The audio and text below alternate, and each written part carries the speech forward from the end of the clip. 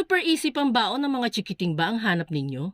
Pwes, try mo naman itong chocolate munchkin recipe natin na kamukhang kamukha at kalasang-kalasa ng munchkin na nabibili sa mga malls. Dito ay hindi mo na kailangan pang mag-bake dahil gagamit lang tayo ng isang pack ng fudgy bar. Kaya ano pang hinihintay natin? Let's start!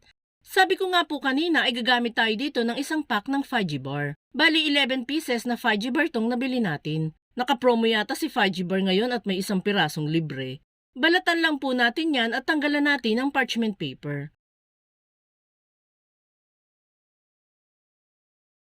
After nating matanggalan ng mga anik-anik itong fudgy bar, dudurugin naman natin ito. Mas mainam guys kung may plastic gloves kayo. Ito ay para hindi na sumiksik yung laman ng fudgy bar dito sa mga kuko ninyo. After nating madurog ang mga ito, ay maglalagay naman tayo ng estimated 1/4 cup ng condensed milk. Ito ay para mas maging dikit-dikit ang mga fudgy bar hanggang sa maging dough-like na ang itsura nito. Bali yung isang lata ng condensed milk ay hindi naman po natin mauubos. Pwedeng-pwede pa itong makabuo ng 2 pack ng fudgy bar. Kapag nagporma ng dough ang mga fudgy bar ay pwede na natin itong hulmahin. Gagamitan lang natin yan ng panukat dito para pantay-pantay ang laki ng ating mga munchkins. Bali mas malaking sukat po ang gagawin natin dito guys. Pag nasukat na ang gustong dami nito, ay bilugin naman natin ito sa ating mga palad. Ulit-ulitin lang natin yan hanggang sa makatapos tayo sa pagmumold. Bali dito ay nakagawa tayo ng 13 pieces na large size munchkin. Iset aside muna natin yan at proceed naman tayo sa paggawa ng orange coating nito. Bago tayo pumunta sa lutuan ay maghahalo muna tayo dyan ng 1 teaspoon ng orange food coloring at half cup ng tubig. Hindi naman po natin yan lalahatin. Tatansyahin lang po natin ang paglalagay niyan mamaya.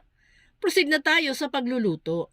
Sa isang pan ay magtutunaw lang muna tayo dyan ng 1/4 cup ng margarine. Kapag natunaw na ang margarine, ay maglalagay muna tayo dyan ng kalahating orange mixture na ginawa natin kanina. Kalahati lang muna guys at baka maparami naman tayo. Once kumulo na yan, ay maglalagay naman tayo ng half cup ng all-purpose flour. Third class flour lang naman ang ginamit natin dyan guys. Haluin hanggang sa magsama-sama na ang mga ingredients. Alam kong interested ka sa recipe natin ngayon dahil nakaabot ka sa part ng video na ito. Kung sakali pong magugustuhan mo ang munchkin recipe natin, pwede po bang pusuan mo naman ang video natin? At mag-comment ka na din po ng, "Ang sarap naman ng munchkin, maraming salamat po." Makikita ninyo dito na naging paste ang consistency ng ating niluluto. Hindi yan ang hinahanap natin. Kaya dito ay magdadagdag pa tayo ng 1/4 cup ng harina. Ang kailangan kasi guys ay parang buo-buong breadcrumbs ang magiging texture nito.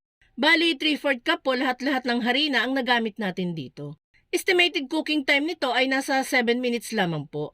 At dapat po ay nasa low heat settings lamang. Once ma-achieve na natin yung parang breadcrumbs na texture, ay pwede na natin itong hanguin. Para po mas maging fine ang texture nito, ay dudurugin natin ito sa blender. Kung wala po kayong blender, food processor po ang best na alternative dito. Durugin natin ito hanggang sa mawala na ang malalaking chunks ng buo-buong harina ang makikita dito.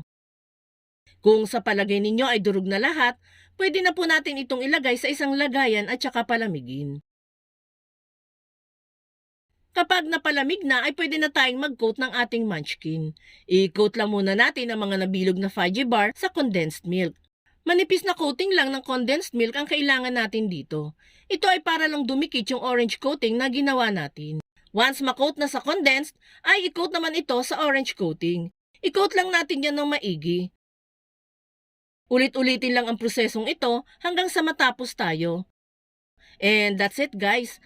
Ready to serve na ang ating masarap at easy to make na chocolate munchkin. Sa sobrang dali nito guys, aabutin ka lang ng 15 minutes sa pagpe-prepare nito at may ipapabaon ka na sa iyong mga anak. Sulit na sulit din ito guys dahil magkano na din kasi ang isang piraso ng munchkin ngayon, di ba? Kaya try mo na din gumawa nito. Paano guys? Dito na kami. Diyan na kayo. Bye!